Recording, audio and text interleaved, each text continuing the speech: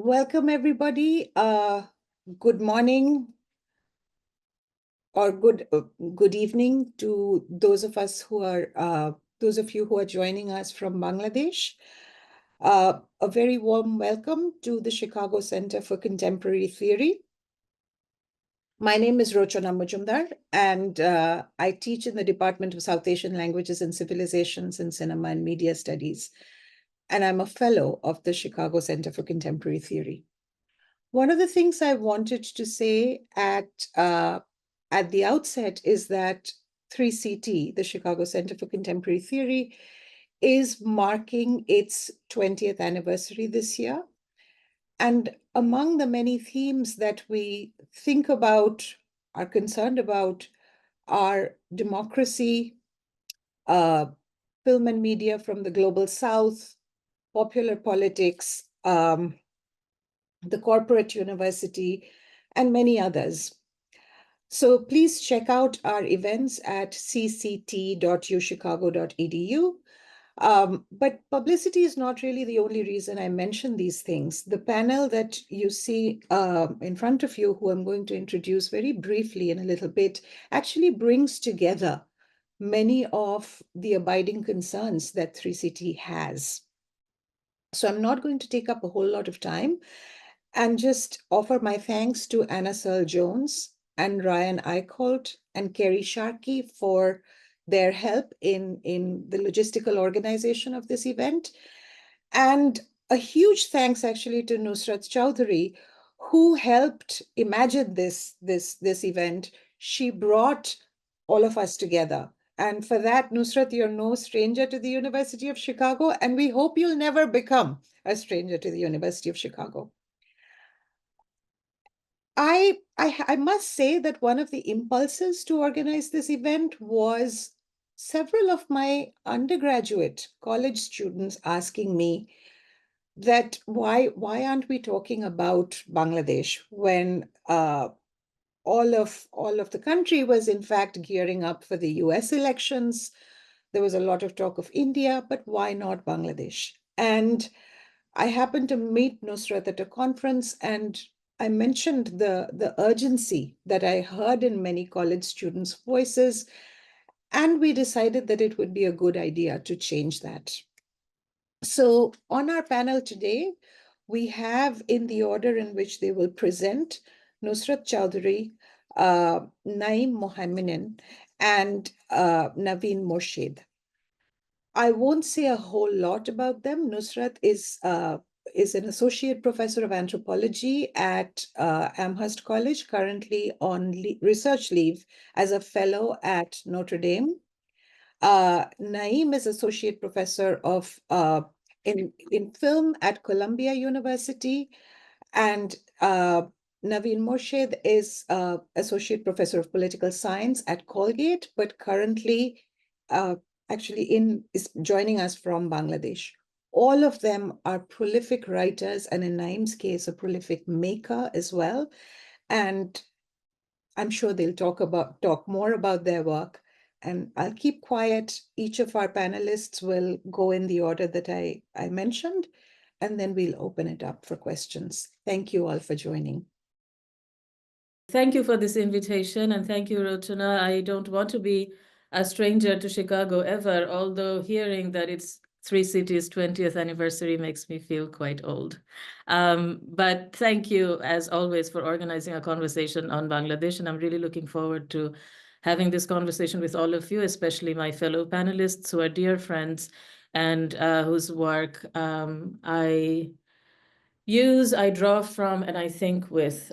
So it's really an honor. So I'm just going to start, and I'll try to restrict my comments to more or less 10 minutes so that we have more time to discuss the issues later. So on a wall near the official residence of the chief advisor to Bangladesh's interim government, and this photo was taken in October, a simple sign in English stood out in a sea of colorful graffiti.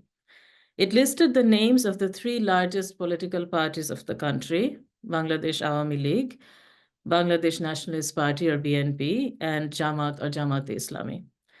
Bright red crosses by the first three signal strong disapproval of conventional politics, while the last option, new, boasts a tick sign in green, a clear mandate for what is being imagined as Bangladesh 2.0 by the largely young protesters who have led an unprecedented political movement against the longest reigning ruler in modern South Asia, Sheikh Hasina. This particular message, too, was sharing wall space with the now famous lines, Pani lagbe pani, would anyone like water, spoken by the student and activist Mir Mahfuzur Rahman Mugdho, who was killed by the police at the peak of the protests on July 18th, 2024. One of the last images of Mugdho circulated posthumously as video reel. It featured him handing out bottles of water to weary, unarmed protesters victimized by tear gas shells, rubber bullets, and gunfire deployed by the police, the paramilitary, and Awami League party goons. Mugdho is one of around 1,000 people killed in Bangladesh in July-August 2024 until the former Prime Minister's ouster on August 5th, 2024. So together, the sign that dismisses the old order and Mugdho's voice that reverberates as a powerful slogan capture the zeitgeist of this extraordinary set of events. At one level, this juxtaposition memorializes the violent excesses of the state and the sacrifice of ordinary citizens. At another, it signals long simmering dissatisfaction with politics as usual, exemplified most blatantly by the Awami League and its authoritarian grip on power for almost 16 years, though the disenchantment conveyed in the sign is certainly not limited to it. The uprising began as a movement to what Lisa Mitchell calls hail the state and morphed into one that vowed to radically reimagine it. And I'm drawing here from Lisa Mitchell's new book called Hail the State, where she talks about how disgruntled citizens in modern South Asia more often than not articulate their grievances by recognizing or hailing the state, and in so doing, remind it to be more just or inclusive. It is when the state fails to reciprocate, that is, declines to recognize the demands or those who are making them, the aggrieved collectivities become antagonistic and violent. So how did a demand for quota reform, something the New York Times has called a bread and butter issue, rise to the occasion? Recognition or its refusal, in addition to heavy-handedness, has catalyzed this shift. For this, the larger context is, of course, crucial, one marked by long-standing corruption, crony capitalism, and the violent repression of rights, particularly the right to free speech, during the 16 years of consecutive rule of the Awami League. This, in addition to the elections of dubious integrity, including the most recent one in January 2024, without the participation of the main political party, have all exacerbated the situation. So the demand for quota reform then, as Professor Ali Riaz has described it, is a spark that started the fire. At the center of all this has been the figure of the student as an agent of politics, and that's what I kind of wanted to highlight in my short comments today. Recognized as such, the student or chhatro carries a political potentiality in Bangladesh that I think is a little different from other parts of South Asia. The region, as we know well, has witnessed vibrant student activism during the anti-colonial struggles of the early to mid-20th century and later during Maoist insurgencies in Bengal in the 60s and 70s. Still, the student, as a formidable figure in national politics, has not always thrived amid mainstream political machinations. Bangladesh may have been an exception to this. Here, chhatro, or student, has remained a powerful repository of political hope. The 1969 People's Movement against Ayub Khan's military dictatorship had famously unified student activists from both wings of Pakistan. Since the 1990 democracy movement against the dictatorship of Ershad and the 2007 campus protests against a military-backed caretaker government began as student-led movements that toppled regimes. The first quota reform movement of 2018 and the demand for road safety the same year, both direct precursors to the July Uprising, were also steered by students, some of them teenagers, whose primary identity was that of a student. Through sheer grit and impressive organizing, the student coalition that led the July 2024 uprising once more highlighted the political heft of the student as a sovereign political agent. This was acknowledged by their recruitment as advisors to the interim government, a first in Bangladeshi politics. But Chhatru or student has also been mobilized cynically, not the least in the summer of 2024. The students' identity was often questioned by the authorities even before they took part in violent street protests or fought back law enforcement. The most powerful example of this is, of course, Sheikh Hasina's use of the term Rajakar to dismiss the students, and my fellow panelist Navine Murshid has already written about this. At a press briefing on the afternoon of July 14th, roughly 2 weeks into the sit-ins, the former prime minister mocked the protesters as Rajakar, or rather, the descendants of Rajakar. The Urdu term for volunteer is now a part of Bengali vernacular and has particularly incendiary connotations. It was once a label for Bengali civilians who had sided with and were trained by the Pakistani army during the 71 War of Independence. But Rajakar had made a resurgence as a political weapon of othering and silencing during the Awami League era. A flippant comment became an assault on the dignity of the students who were called traitors en masse. It also brought into relief a divisive approach that the Awami League had perfected as a political strategy. This entailed a complete ownership of the origin story of the nation, in which the Awami League had led the country to independence and established a secular democracy after years of military rule. In this, what my other fellow panelist, Naeem Mohaiemen, calls an obedient and hagiographic history, anybody critical of the government is labeled Islamic radical or terrorist, in short, Rajakar. So one of the slogans of the July uprising, Pa chatle shongi, na chatle jongi, in short, if you lick in Bangla, if you lick boots, you're a friend, if not a terrorist, makes clear that the ruling elite strategy of harnessing political fault lines through discursive othering was finally coming undone. The student protesters pushed back on the tag, but more important, they reclaimed and resignified it, and thus came about the most consequential slogan of the July uprising, Tumi ke ami ke Rajakar, Rajakar, who are you, who am I, Rajakar, Rajakar. But it wasn't only those in power. At times, the students themselves distinguished themselves from Chhatro of, let's say, Bangladesh Chhatru League, which is the student cadre of the Awami League, and has played a supporting role in many of the governmental repression against dissent. And also, the students distance themselves from the figure of the Tokai, which is a moniker for street urchins, made famous by a long-running magazine cartoon from the 1980s, which is now a shorthand for illiteracy and urban vagrancy. So in that sense, the Tokai is the other of the politically conscious student. So clearly, a presumed innocence still undergirds and protects the category of Chatru in this context. However, it was the hyphenated identity of Chhatru Janota, variously translated as student people or student citizen, that once more emerged as the agent of political change. This hyphenated or compound word carries a political hope that inheres in Chhatru student, as well as the endless potentiality of Janota, a vernacular iteration that once captures the paradoxes and possibilities of the people or the masses. It is a figuration of popular political will that appears repeatedly in contemporary commentaries on collective politics in Bangladesh. The July 2024 uprising was no exception.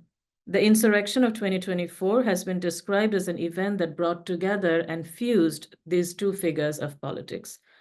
The move was not simply retrospective. Chhatru Janata was invoked even earlier at the peak of the movement. For example, Asif Mahmood, one of the main coordinators of Vaishnav Biroti Chhatru Andolon, or the Students Against Discrimination, who is also now an advisor to the interim government, wrote the following on his Facebook page the day before the government collapsed, and I quote, "This student citizen uprising will continue until the fall of Sheikh Hasina. Tomorrow is the march to Dhaka. Travel to Dhaka now to witness history. Join the ultimate fight." Chhatru Janata, and as we can see in a couple of these Bengali headlines that were published the day after Hasina fled, Chhatra Janata is a figuration of the uprising's wide appeal and signals its rise above ossified ideologies. With ordinary Bangladeshis both wary and weary of party politics, the hyphenated agent of political change encapsulates a supersession of divisions long harnessed by mainstream political forces. And the last slide I wanted to show is this image of the 5-point demands that the Students Against Discrimination actually issued on October 22nd, 2024, listing the things that they want the interim government to do. And the demand that tops the list is the rewriting of the Constitution of Bangladesh, which is the hotly debated topic right now, and we can discuss it during the Q&A. So in this context, and in the light of the previous uprisings that happened historically, I would like to end by contemplating the sanctity of the category of the student itself, its presumed innocence, but also its efficacy as a subject of politics, and whether it is ultimately tenable as an agent of political change in Bangladesh.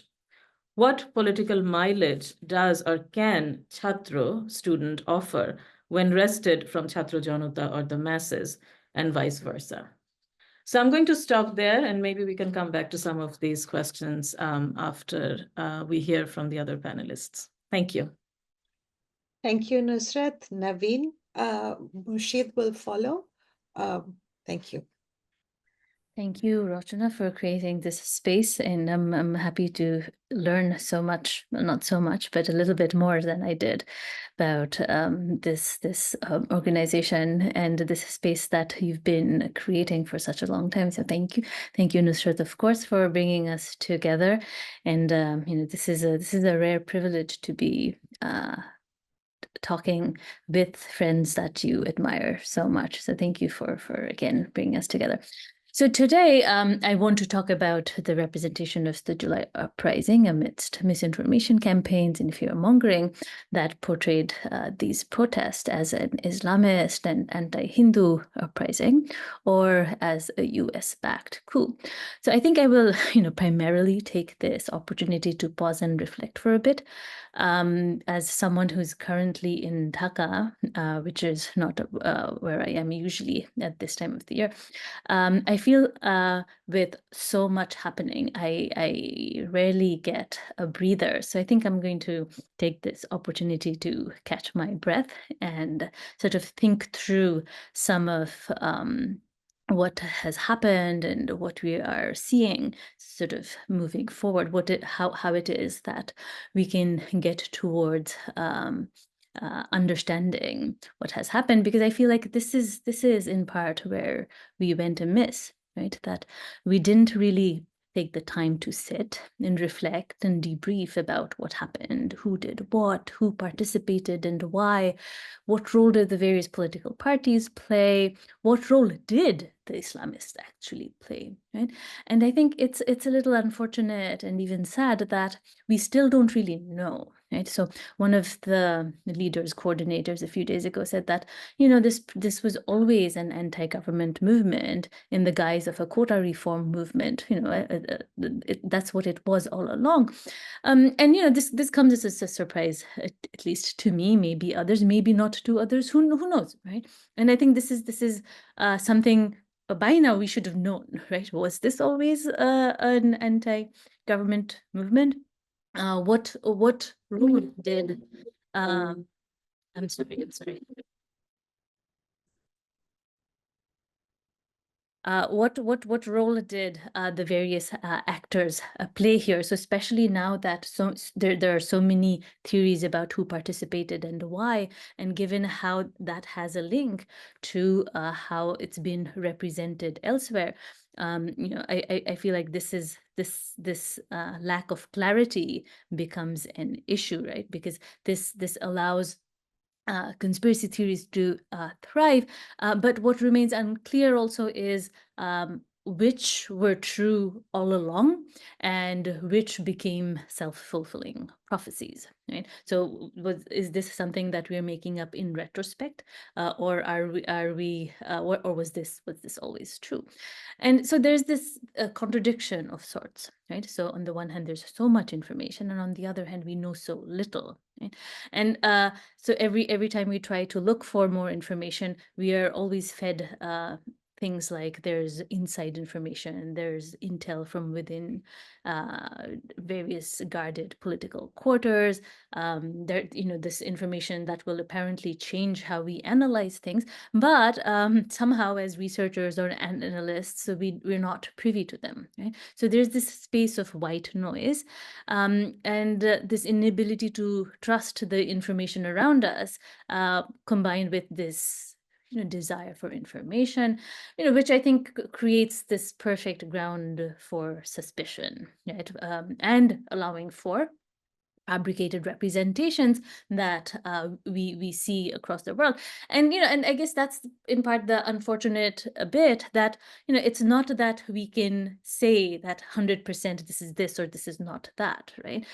We can sort of offer lenses to understand what's going on, give a sense of what the various incentives are, but beyond that, it's been, I think, difficult to sort of um, bring all of it together in a sort of consistent thread, right? And I think it's this sort of post-uprising period that's critical, right? This post-uprising period, the very first day or after the interim government takes oath, we start with all these sessions called "What do we want from the interim government?" The demands from the interim government, ideas exchanges with the interim government, right? And so, I think that's when we could have taken a step back and said, okay, let's analyze what has happened, right? Instead of just jumping into what do we want from the government now. And then imagine, right, that for the last 16 years, people didn't really have much voice. People couldn't come out and say what they wanted, and then all of a sudden, people are being encouraged to come up and speak. Apparently now, criticism will be taken well, and so on. And so, since then, there have been, and there continues to be, hundreds and hundreds of meetings and gatherings, the point of all of which is to tell the interim government what people's expectations are, what people want. And as you can imagine, the classic problem with direct democracy, it's chaos, right? How can you incorporate so many voices? That's an impossibility. So there seem to be no mechanisms yet to streamline the demands process. And so in absence of that, and I guess in recognition of the fact that an ever increasing list of demands cannot be fulfilled, some of these, well, many of these demands have escalated into protests. So, for example, this week, the big thing is that there are 7 or so high schools that want university status in the name of equality.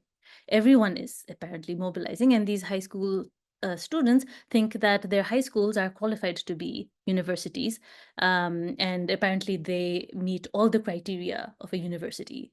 That's what they're saying in these protests, right? And so there's a new issue every day, and the roads are blocked, traffic's stalled, and so there's this sort of sense of chaos every day, and it's sort of unending in that sense, right? So, if the quota reform movement and the anti-government movement was sort of this single issue movement, or two issue movement that's sequential, here this is this melting pot of all kinds of demands and protests and so on, and so it's in part what Nusrat was just saying, right? That here we've had students mobilizing, and they brought down the government.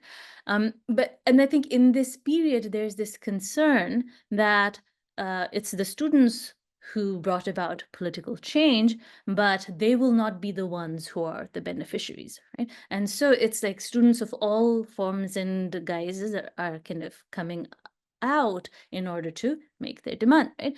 And so, of course, there are two of them, as Nusrat also mentioned, that there are two students in the interim government, but they're not actually technically students. They're student leaders, but they're students who've completed their masters like 2 years ago or something, right? So they're not technically students, but leaders who've led the students, right? So this too becomes a source of tension, right? That, as we sort of think about the Chhatra Janata complex, students and people, right?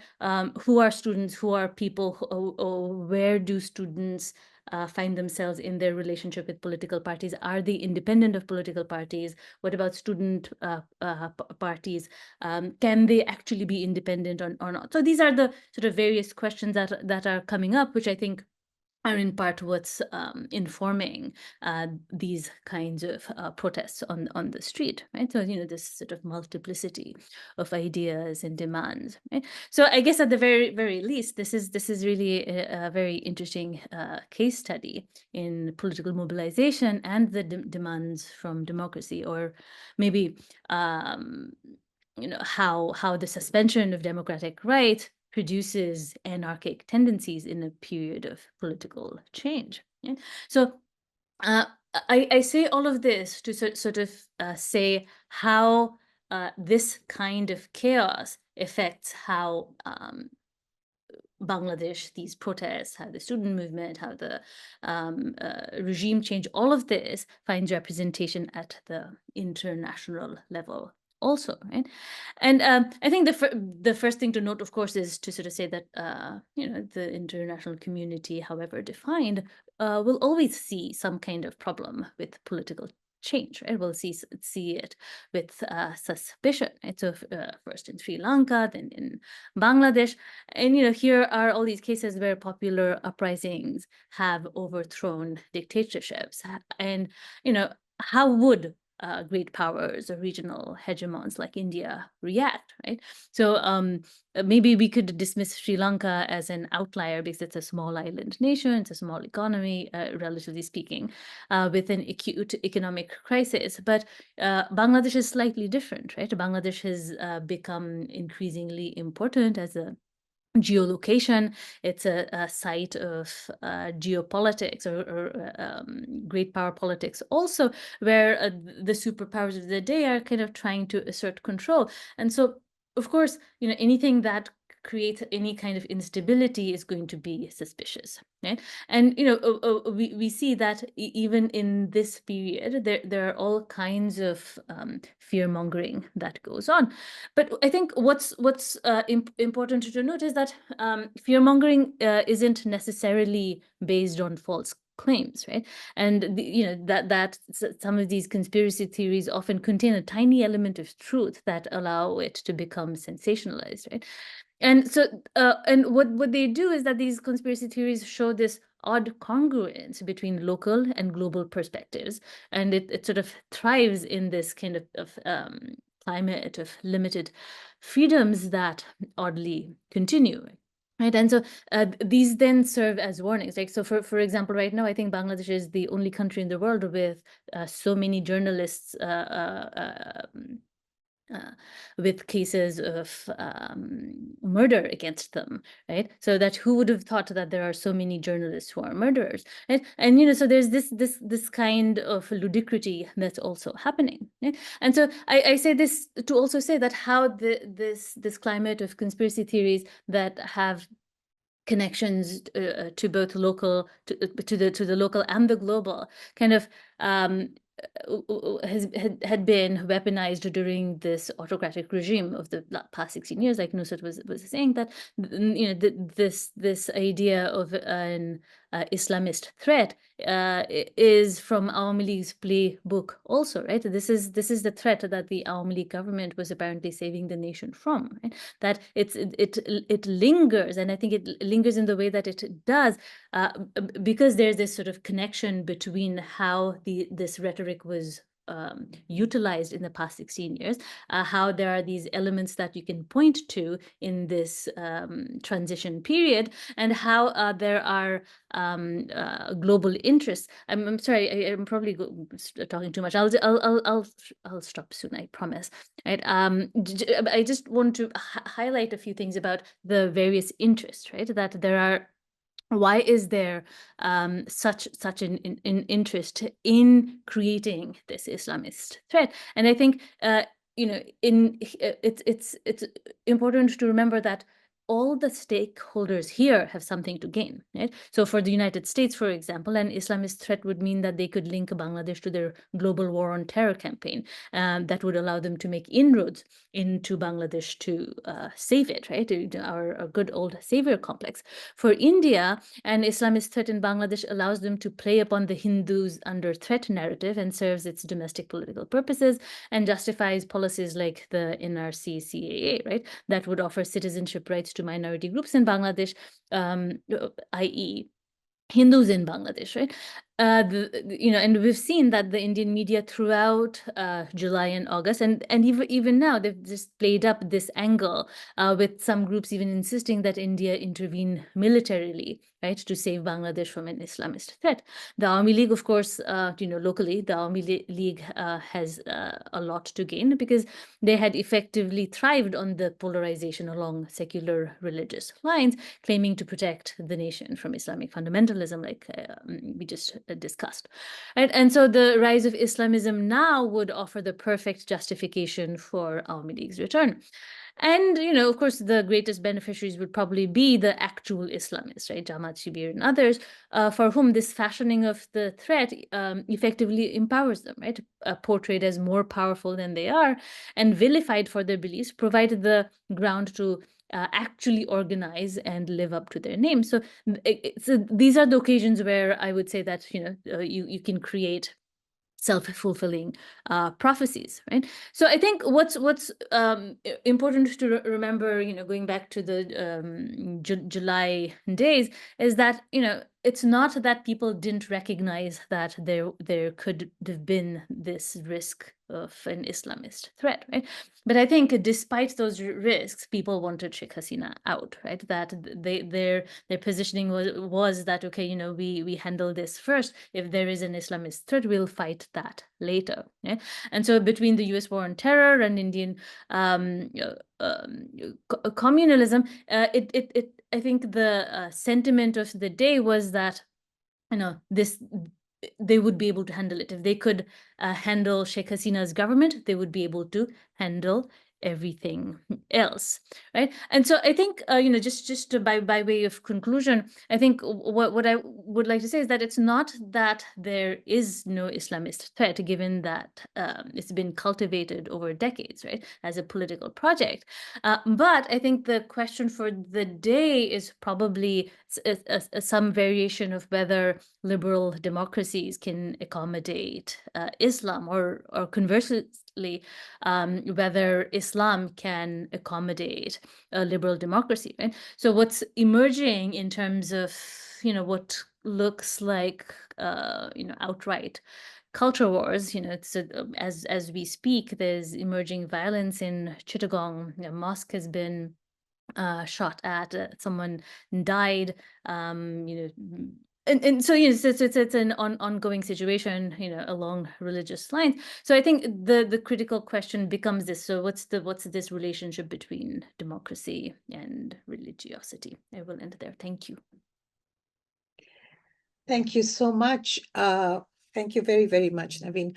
And now, may I please invite our last speaker, Naeem Mohaiemen. Thank you, Rochona, and thank you to Nusrat for organizing. I'm going to go to my slides now.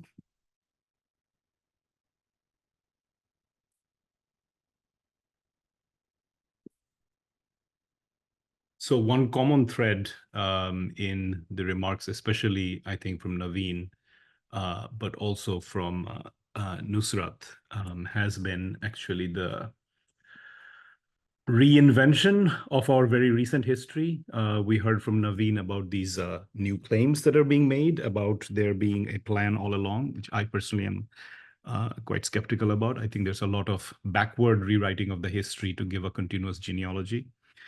And so in that context of claiming this very recent history as something more organized and systematic and leading somewhere than it actually is, I thought looking at the forms of graffiti and murals in the cities of Bangladesh after the uprising would be a useful window. I should say here that both the words graffiti and mural should be within quotes, because a lot of what you'll see here are highly organized after the fact, sometimes funded mural projects. This one you can see actually spans multiple walls. I am indebted to the photographic work of three photographers who have been trained at the Pathshala School. Mritika Gain, who has been photographing in Dhaka, Shadman Shakib, who has been photographing in Dinajpur, and Abhijit Shubho, who has been photographing in Chittagong. And what they have been looking at is the current sets of murals and graffiti. And we have already seen that most of those are not what existed back in July when the uprising was happening. So you are now in the zone of officially sanctioned murals. And I'll talk about what that means.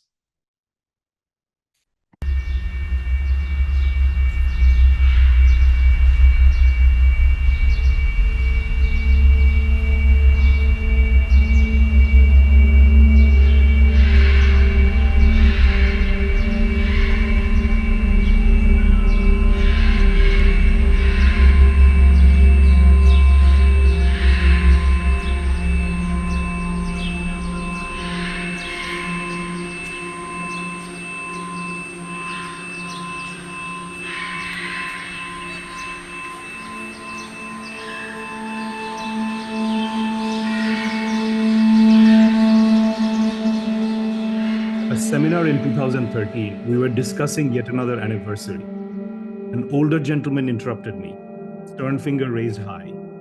You must strive to present Shotik Itihash. I wondered then, as I do now, who was going to decide for us once again what was and is correct history. If statues must die, something must come in their place. There can be no vacuum in such a contested space of semiotic signaling, especially in a turbulent new situation. Hannah Arendt warned us about the problem of the day after tomorrow. She predicted in a 1970 essay in The New Yorker, the most radical revolutionary will become a conservative on the day after the revolution. This has been an animating concern for at least parts of the Bangladesh liberal elite, who hold on to their fast eroding position as guardians of a national project.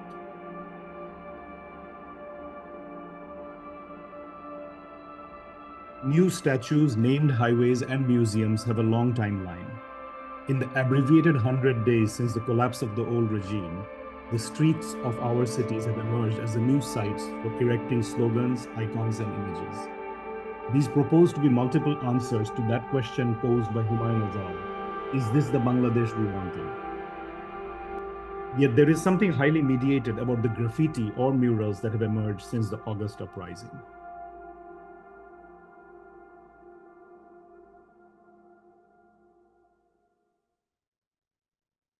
Before looking at the specific instances of graffiti and murals in post-uprising Bangladesh, I consider an essay by anthropologist Lotte Hook based on her 2010 fieldwork with Dhaka's poster wallas, young men who put up wheat-posted posters in the dead of night. Hook underlines that this work of postering is continually remaking the city's surfaces with an emphasis on the next blockbuster cinema release. Walls here are densely populated and a contested semiotic and material site, where rival cinema posters jostle with party posters. I should note here that her fieldwork period was 2010, a much earlier time when an uneasy equilibrium existed between multiple political parties. For the last decade, the city walls have mostly been blanketed by officially sanctioned murals and posters. The contestation of Hook's fieldwork period has been efficiently erased. However, this new post-uprising period is also marked by a high level of officially sanctioned murals, rendered wall to wall, sometimes even split between multiple walls. This indicates that many of these projects are funded, or at least supported, with a surplus of time, painting supplies, and access. These are not the nocturnal, anonymous, on-the-go postings that Hook recorded. These murals take time to complete and must be done in the daytime. Before looking at a few of these examples, let us look at the unofficial graffiti that covered the streets in the weeks before the August fall of the regime. Unlike the ornate murals I just showed you, here you see a rushed spray-painted slogan with no attempt at generating cursive handwriting and sometimes with spelling mistakes. The slogans hit at the target, almost always expressing in the language of what they oppose. Here, unnayon lagbe na, pet bhore khete chai, or we don't need development, we want to have a full stomach. Or prokritir bajarikoron bondho koro, stop the commercialization or marketization of nature. Dine natok, rate atok, or by day you present stage dramas and at night you arrest us. And finally, channeling the hip-hop pioneer's public enemy, F the police. By late August, we started seeing what I call hybrids, where half the wall was still the rushed spray-painted slogans, but in one corner was emerging a style that graffiti mavens used to call tags, but in the last decade has moved to a style of writing that's called blockbuster. Here is one word in red blockbuster style, biplob or revolution. And underneath the rest of the sentence, dekhai na TV-te, or not shown on TV, a variation of Gil Scott-Heron's iconic spoken word piece, The Revolution Will Not Be Televised. We then move to the officially sanctioned murals, many celebrating the role of what is called, now to the point of semiotic exhaustion, Gen Z. And note here the face and eyes rendered in a style borrowed from Japanime. Many of the murals commemorate iconic, but already faded from memory, moments from the uprising, particularly the forms of spectacular state violence. Here, a helicopter gunship shooting on a masoom or innocent child, or a rickshawala transporting the wounded to safety. Another set of murals transpose phrases that gained wide popularity during the uprising on social media. For example, on the top right, Oi Mama, Na Please, a mixed English-Bengali hybrid or Banglish, which is a derisive response to every pronouncement from both state machinery and the elite. And on the bottom left, the eager acceptance of the power of rumors to destabilize the regime. Under each unbelievable but maybe true new rumor would be this phrase, source, chalai dan, or source, just make it spread. Beyond the commemoration of a generation, or martyrs, or catchphrases, these murals are now being deployed to answer a phrase often seen in the culture of seminars that have mushroomed since August. Each seminar title includes the phrase "camon" or "what kind" and "chai" or "do we want," and in between are the subject: university, culture, literature, nation, and so on. This mural illustrates the role of advertising agencies and NGOs in flattening the language of demand until you are left with this anodyne single word, সংস্কার, or reform. Reform has, by the way, been the promise of each elected, non-elected, or military regime over the last 53 years. Alongside this overused word are illustrations of students cleaning garbage and directing traffic. A model of citizen governance which yielded some results in the first weeks after the collapse, but by now have been replaced by more sharp-edged power struggles between new blocs within the student body. More specific are these murals, with their focus on tea plantation workers, one of the first labor groups that went on strike in August after the regime collapsed.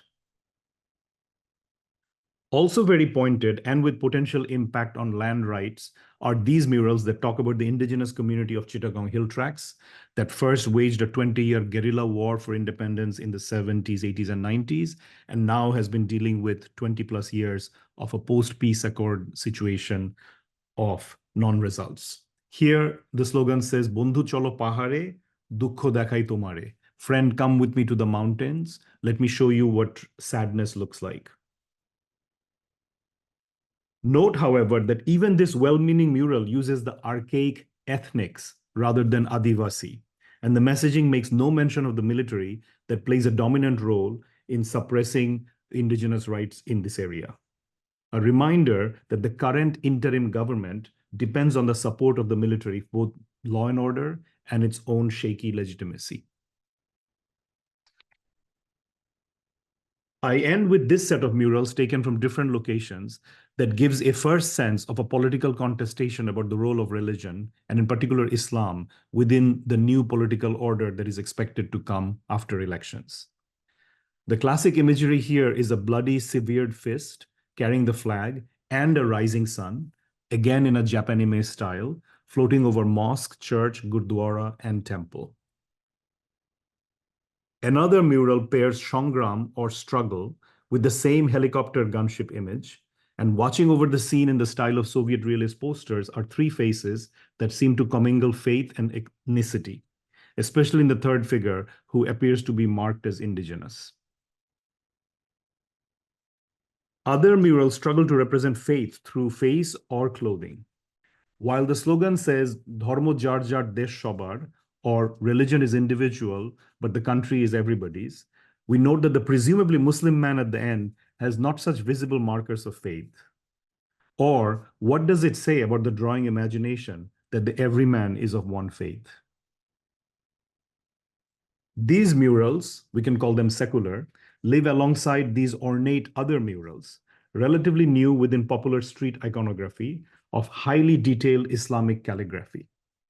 This is rendered in a style reminiscent of the world geometric forms documented by Brinkley Messick in his ethnographic study, A Calligraphic State. It should be noted here that these calligraphic pieces have resulted in frisson and friction within at least one part of the opinion shapers. At Dhaka University, a small storm in a teacup brewed when a university professor was falsely accused of trying to stop calligraphic muralists. I want to end with this mural, which has a tongue-in-cheek slogan. Shuno, dharmo ar desh milate jeo na, pore fuler naam ki diba, Fatima Chura. Or, listen, don't mix religion and country. What will you later call the flower? Fatima Chura. The replacement of the Hindu deity Krishna with a Muslim name of a woman Fatima is itself a semiotic collision. While the sentiments of secularism may be admirable as a goal, the language here suggests a scarcity of imaginary options. The slogan reads as a scolding gesture, secularism defended on the grounds of language continuity. These declarations of a desire for a secular state seem to be bright on the walls. Indeed, they're rendered in bright colors, but they fade in the actuality of the ongoing power struggles. They suggest that the wish projection via murals has its own limitations. The Bangla phrase, Dewale likhon jayna khondon, means the writing on the wall cannot be avoided. Here, the writing on the wall is also the fate. But considering the cycle of history wars in Bangladesh, the writing on the wall exists to be written over, erased, and reborn at each new conjuncture. Thank you. Thank you all for we have the panelists back on screen, please. Sorry, I might need the moderator's help to get out of my sharing. Okay, I think Anna will help you. And I can probably end my sharing. Well, I think right at the top of your screen name, does it say stop sharing? Yeah, the mouse is not touching it because I hit the meeting controls. Anna, if you just do share, that'll stop my sharing. You can just share anything.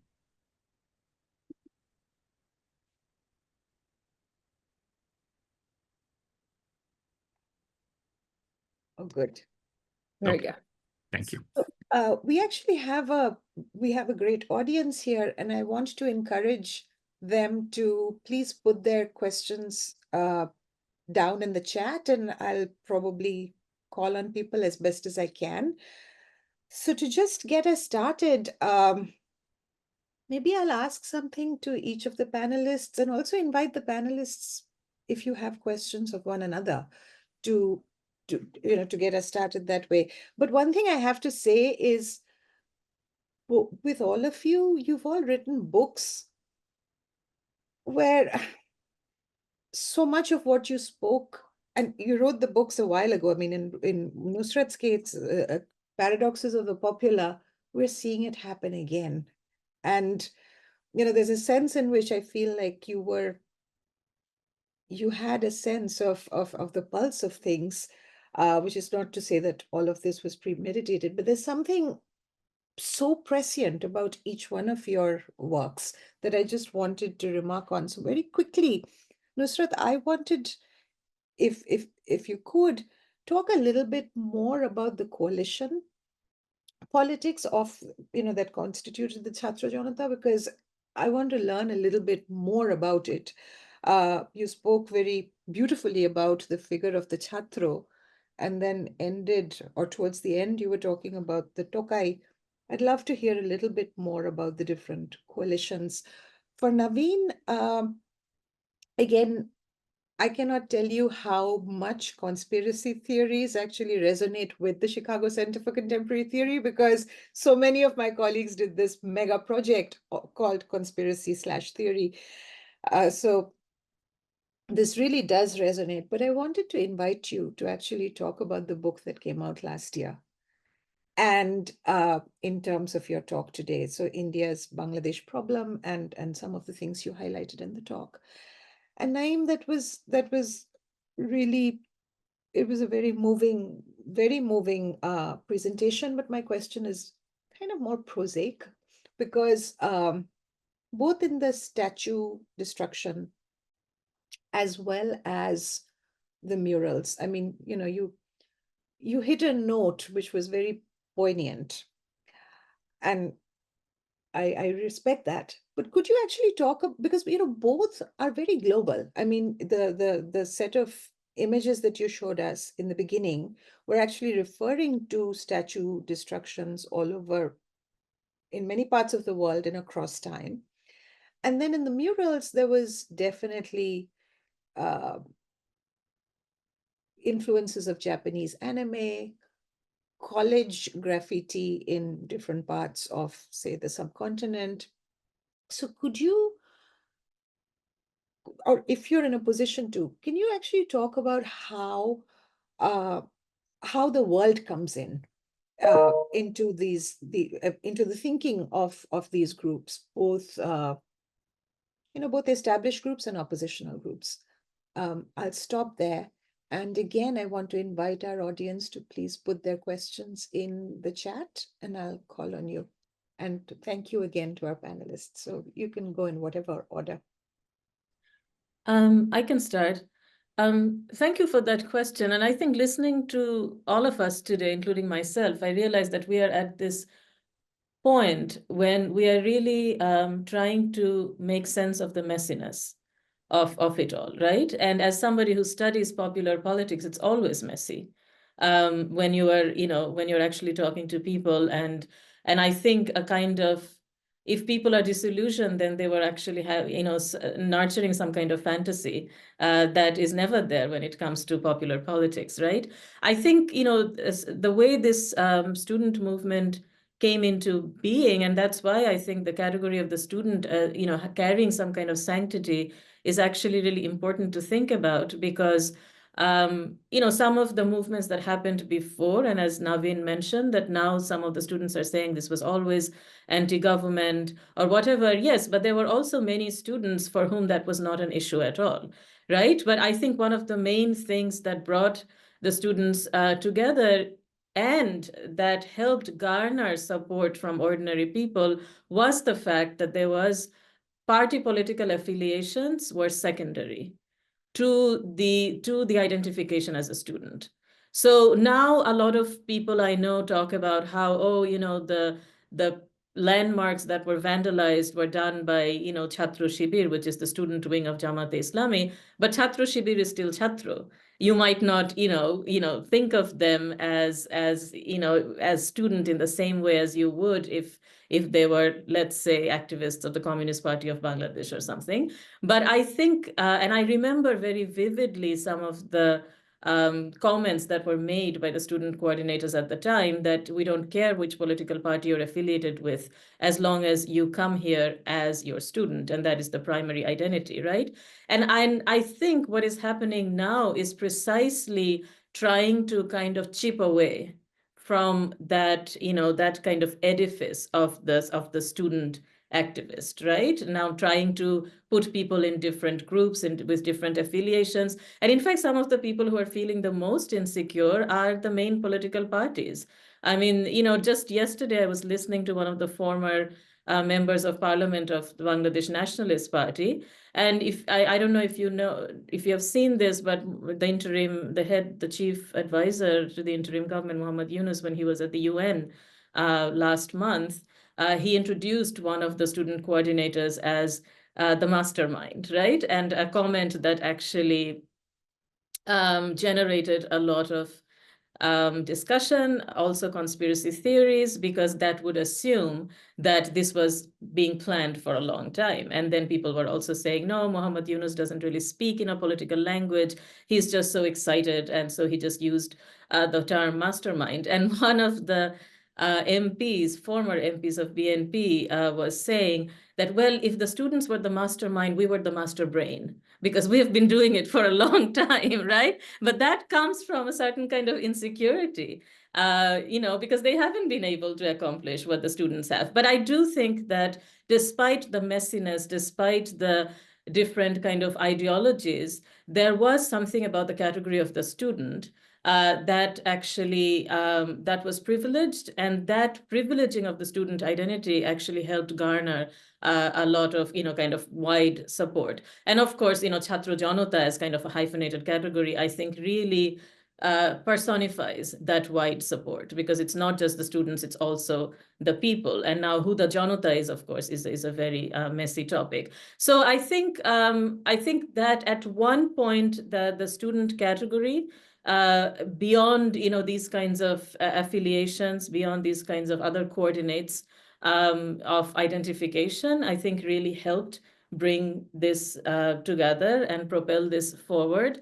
And a lot of these students were actually active in some of the previous movements, right? So the 2018 quota reform movements, the Nirapad Shorok road safety movement, and some of them who are now active in the kind of students against discrimination were teenagers at the time, were high school students. But their kind of political training has been happening for a few years. But again, it's the identity of the student that I think has been important in kind of moving this forward and garnering wide support. And that's why I think at this point, it is also the identity of the student that is being questioned to kind of delegitimize some of the aspects of the movement. So I'm just going to stop here and let others respond to their questions, and we can come back to some of these later on. Thank you.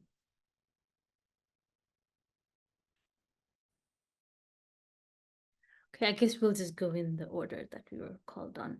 And well, the book.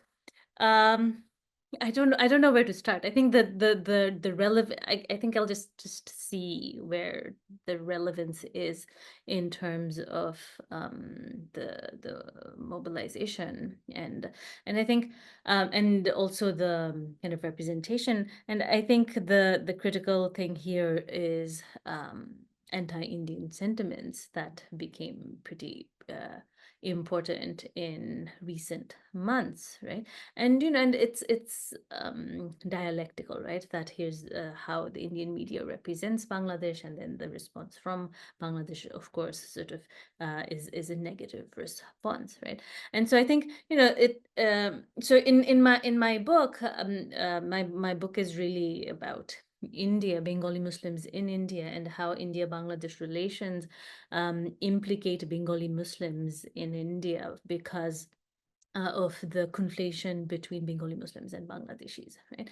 And how 1971, of course, couldn't be that kind of a period which offers Bangladesh as the home of all Bengali Muslims. That wasn't the political project, right? It's a book on Bengali Muslims, but the analytical segment has to do with the sort of hierarchical relationship or the subservient relationship between India and Bangladesh, and how the idea that Bangladesh and Bangladeshis should be grateful for India's help in 1971 lays the groundwork for subsequent subservience. Right? That become and that gratitude sort of becomes later on not just about India's help in 1971, but also in the last 16 years, India's help in maintaining the Awami League government, right, in a variety of ways. And so I think the relevant aspect here then is trying to understand anti-Indian sentiments through an anti-imperialist lens and not necessarily through communalism, right? Because that's often where we go, right? That anti-Indian sentiments of course, has an effect on the Hindu minorities in Bangladesh, right, who get attacked or repressed as India's proxy citizens. Right? And but I think that's the critical part here, that there's that element of proxy citizenship that renders Hindus in Bangladesh vulnerable. In ways not dissimilar to how Bengali Muslims or other Muslims in India, for that matter, find themselves vulnerable in India. I guess my book really looks at how in more recent years neoliberalism, neoliberal policies, neoliberal sensibility kind of grafts onto these pre-existing tensions, whether communal or caste or the varieties of hierarchies that exist on the basis of language, region, and so on. How that grafting then allows for the sustained marginalization of various groups. And so I guess in that way we can think about how Hindus in Bangladesh are also implicated, right? And I think it's in terms of this representation, I think it's really important to say that that the representation of the narrative of Hindus under threat is highly problematic and inaccurate. But at the same time, it's also important to say that it's not that there's no such threat. Right? That Hindus are vulnerable in Bangladesh, right? We cannot say that that's not happening, right? So on August 5th, along with Road 32 is where Sheikh Mujib's home was, and which had turned into a museum. All the homes in that on that street got burnt down, right? Among those was the home of musician Rahul Anando, who's Hindu, right? And so in that moment, that his home was burnt down was presented as a communal attack, when in fact it was a terrible thing, that sort of burning down, but it wasn't because he was Hindu, right? But it was presented as one that it was, right? So I guess the point here is about who benefits from these kinds of assertions, these kinds of blame games. I think drawing I don't think I'm able to draw much more about from the book in explaining this, but basically to just show that ethnic tensions or ethnic conflict or communal tensions, these are manufactured, right, for political and economic gain at multiple levels. Naeem, did you?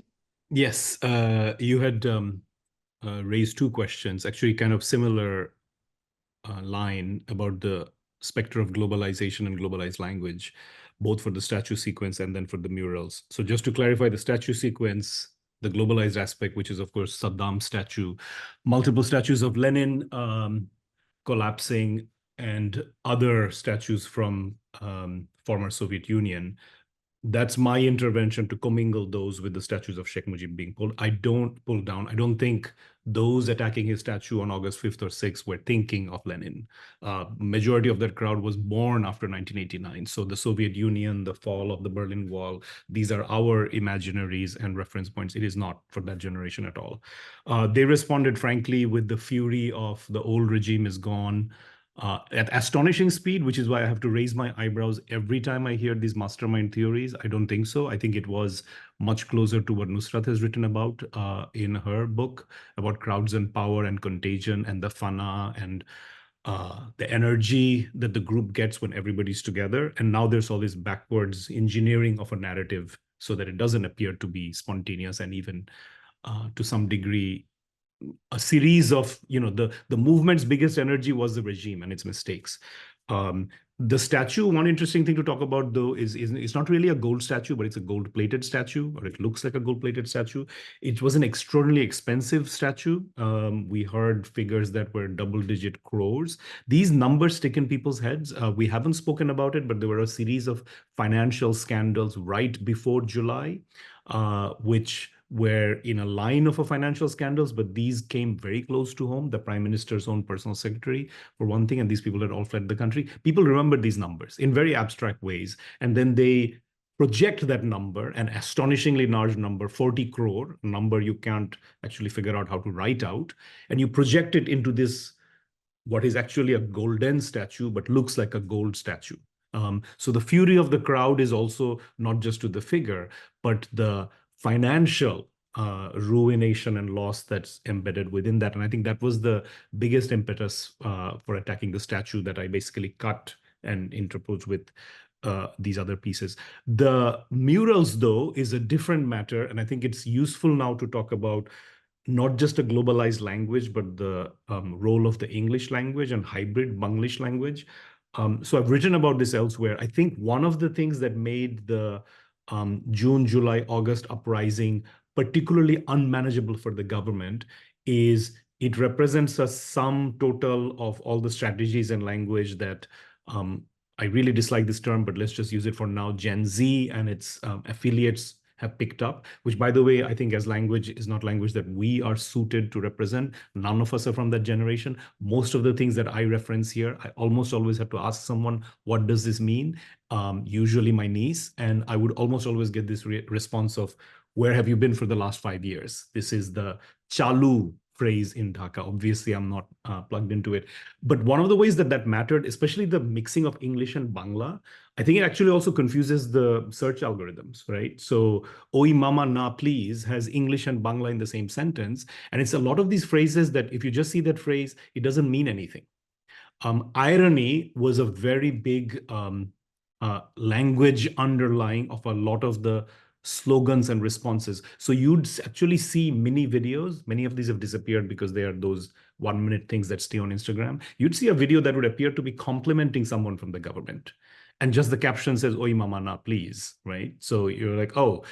So I think all of those have bled into the murals. Not all. I think some of the murals I showed about secularism are very much like after the fact, very sanitized, very organized, invoking again the 1971 posters, invoking, frankly, I think a very exhausted secular imaginary.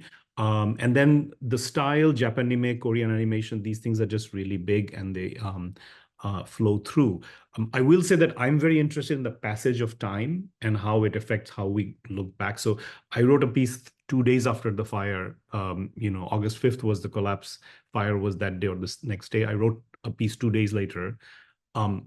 8 days after that, arrived in Dhaka. And one of the first things one of my friends said is that if you had been in Dhaka through the uprising, you might not have written this piece because you would have understood better people's anger and been worried about writing a piece about the burning of Sheikh Mujib's house as a tragedy. So already within 15 days, you can see what the passage of time is doing and what location is doing. So I'm read as located in the United States and therefore somehow removed government, and then those who have been through the movement have this authenticity. Some of what Navine is referring to is also this battle of authenticity. Who was more involved? Who spent more time?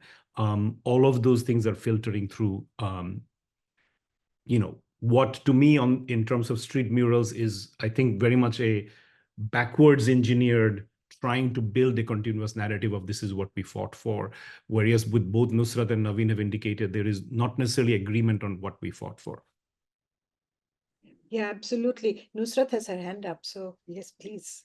Yeah, just to add to what Naeem was saying about language, I mean, the use of, I mean, of course, it's a Gen Z language, which none of us gets, obviously, but there's also a strategy involved in this. So I was told that a lot of students used English that they normally wouldn't to actually attract, let's say, private university students. And private university and public university is a very important distinction to keep in mind in this context, because, you know, the quota reforms would actually affect public university students much more directly because they're the ones who mostly go for government jobs. But the fact that this movement had support of students whose lives would not be directly affected by this was actually very important. And I was told that some of the programming that happened, you know, like Long March to Dhaka, or there are some others that I'm forgetting now, it was very consciously a particular kind of, you know, English was actually, you know, added to have these programs much broader appeal. And the other thing I wanted to say is that language, you know, like Naeem was talking about kind of the visual language of secularism, but the actual language of secularism is also something that was being rejected. So, you know, the last slide that I showed, which is, you know, the Boishomya Biroti Chhatra Andolon's, you know, 5 points, the latest one, they actually use the word spirit as opposed to chetona. And chetona is directly associated with this kind of Awami League language of Mukti Juddhe Chetona, the spirit of 1971. And one of the students told me that we are just using spirit now as a placeholder, although spirit also has these ghostly connotations. So they're a little worried about it, but they just don't want to use a language that, you know, as Naeem was saying, has been exhausted. So I think the English, the drawing from English is also partly strategic to distance oneself from a kind of secular language, as well as for the movement to have a broader appeal. I think our panelists have actually addressed some of the questions that have specifically to do with India and so forth. So I'm not going to actually read those out, but we have some students from, or we have some questions from students and other colleagues here. So I'm just going to start with the last one, which is coming from Lotta, which says, I have a question for Nusrat about the nature of the hyphen between Chhatro and Janata. What does the hyphen indicate, and whether this fusing is by necessity temporary to allow it to convey political potentiality? And a question for Naeem about the funded mural, not so much about the details about who and what or how much, but instead whether the non-funded wall painting or text is generally the minority genre in the public imagery dominating the public space. Now, before you start answering, I want to read out a couple more so that you can club them together and respond to them. This one is to all of the three speakers. What is the lesson to be learned for Bangladesh from this mass uprising? And what does the future hold in terms of the performance of the interim government so far and the road to reform and elections? It's from Zareen Ali. I'm going to shorten this question from Uday Jain, but put it to you nonetheless. 2 questions for the panelists. What are some of the common misunderstandings or insecurities about the seeming loss of their power that political and bourgeois elites in Bangladesh are articulating at this moment? And then, do you have suggestions on how South Asian academics in the US and academics and comrades more broadly can act in solidarity with the student revolution in Bangladesh? And one last one, perhaps, again, question for Nusrat. It has to do with student unity and what you make of the splintering, tearing, and infighting, as well as destruction of educational institutes by students themselves, speaks to a renewed tribalism, etc. So that's a lot, and there are more, and I'm sure they'll keep coming, but let's see let's give our panelists a chance to respond to some of them. And again, my apologies if I haven't been able to ask everything, but our time is limited. Thanks, Lotta. I'm going to do this very quickly, and of course, we can always talk off channel. It's very interesting that it's hyphenated, because not very many Bangla words are hyphenated unless they're directly translated from English. Because, and I'm going to geek out here a little bit because they're Samashbadh Shabd, right?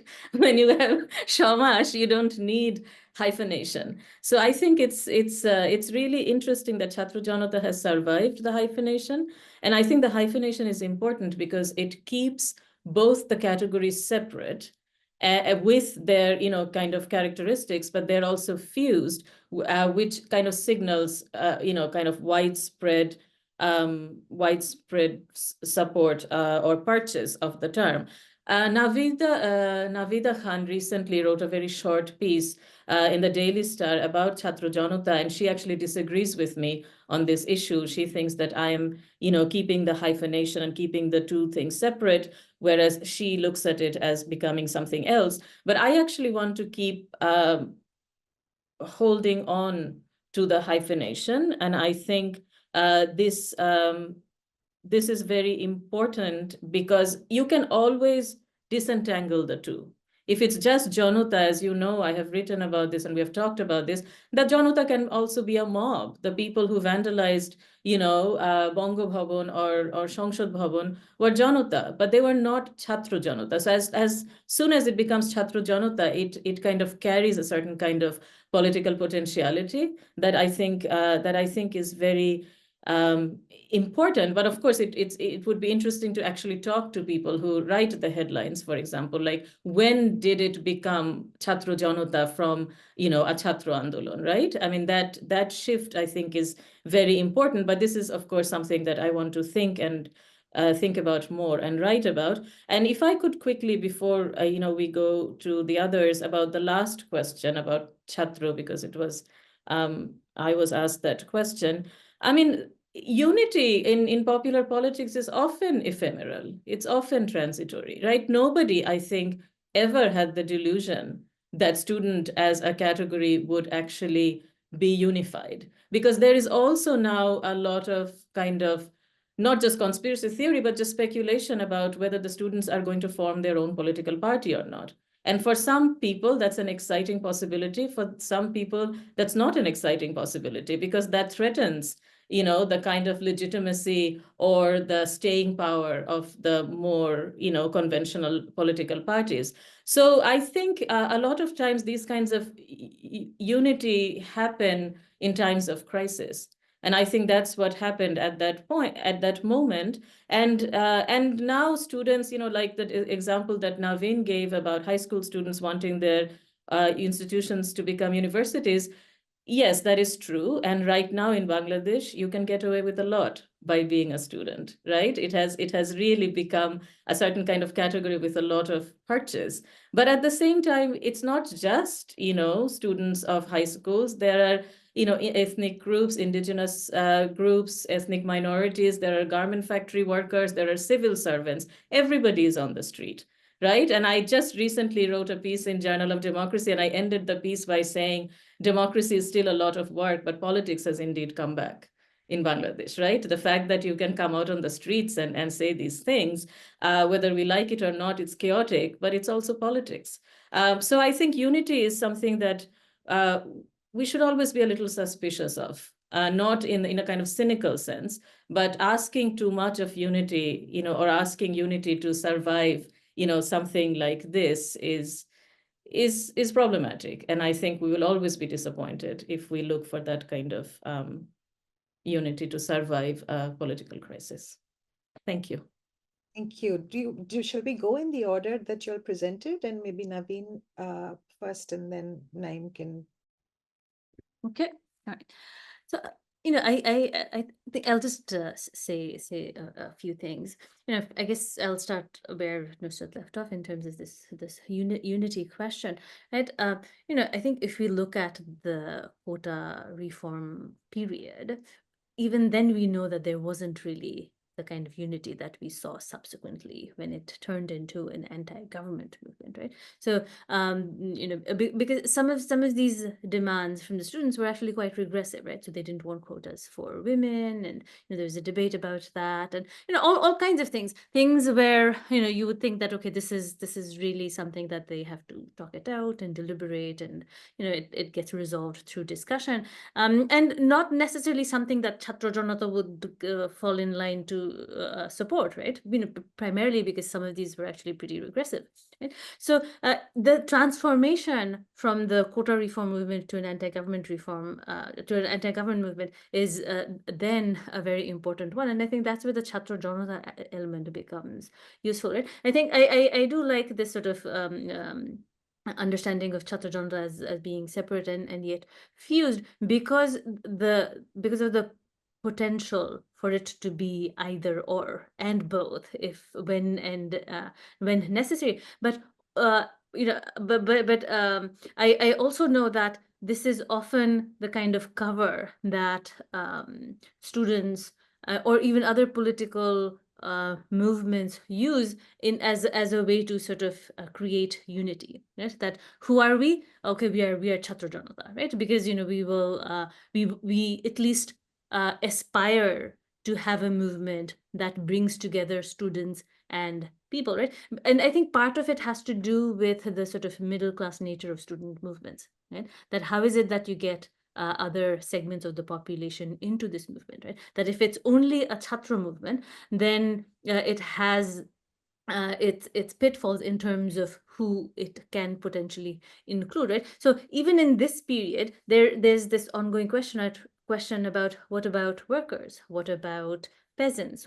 Where do they fit in this Chhatra Janata movement? Are they part of it, or has this largely been middle class uprising, right? And I remember during the July days also, we would say that, so why aren't garments workers coming out? And even then it sort of felt odd to be saying that, because it felt odd to say that garments workers should take to the streets for an issue that has to do with students and their well-being, something that will never affect them, that the only role that they could potentially play is dying. And then now we do know that there were many garments workers who actually died, but we don't really know of them, right? And so in this sort of portrayal of this movement as a student movement, we actually do know that there are garments workers who were part of it, who died here, but they're not martyrs in the way that students have been, right? So I guess all of this is to say that when we talk about unity, it's